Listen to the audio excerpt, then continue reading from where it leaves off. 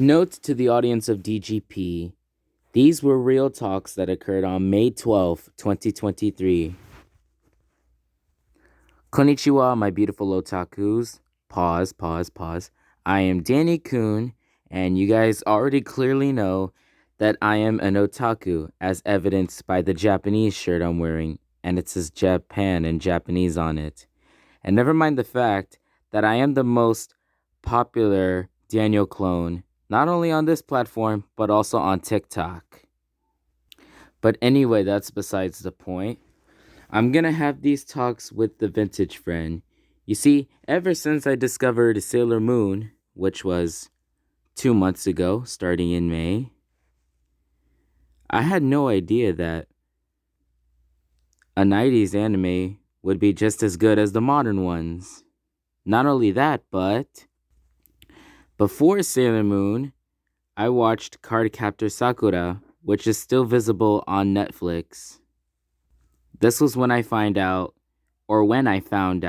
excuse my use of words, that they are both 90s classic animes, both of which might have been experienced by somebody in their childhood. Another fun fact is, I recently found out that Sailor Moon was dubbed by DiC Entertainment.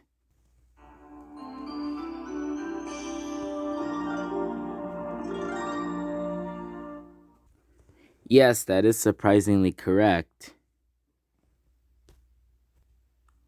Also, in the words of the vintage friend, he once told me that when the regular Daniel was a little kid, this was before we were created, he always watched, DiC-related Nintendo and Sega cartoons like the Super Mario Bros. Super Show, the Super Mario World animated series, and Adventures of Sonic the Hedgehog, and only one of those is visible on Netflix.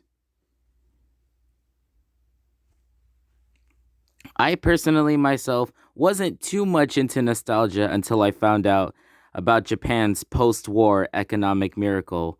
Yeah, this was back when we created our electronics. We had our TVs, VCRs, automobiles, and camcorders, and we made them as fast as we can, and also better than everybody else. Given the fact that Nintendo and Sega are both, Japanese companies, I figured these two can correlate. 'Cause why not? Excuse my grammar, again, I'm not so good at words, but I figured why not? Why can't anime and nostalgia coexist? But then again, it always has. I, the vintage friend, actually do tend to agree. You see,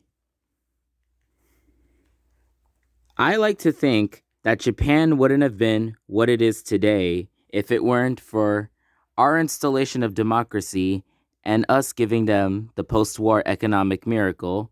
That was when they created all of their electronics, like Onkyo, Toshiba, Sony, Panasonic, etc. But this was also when I discovered the toy company. Yeah, as a matter of fact, if it weren't for toy company, Sailor Moon and Dragon Ball Z would not have been popular. Thank you for reminding me, because I actually enjoy both of those animes, and I've only seen one of them. Exactly. Thanks to us and the post-war economic miracle, Japan is what it is today. And also, another turning point I'd like to mention for this talk is Viz Media. Viz Media, those who monitor all the anime and even dub it into English. Yes, I agree with him on the fact that both Nintendo and Sega are Japanese gaming companies with really memorable mascots like Mario and Sonic. Thanks to DiC Entertainment for dubbing both the Super Mario Bros. Super Show, and Adventures of Sonic the Hedgehog, and also dubbing Sailor Moon. Okay, you two, it's finally time to sign the treaty. Thank you so much, Becca.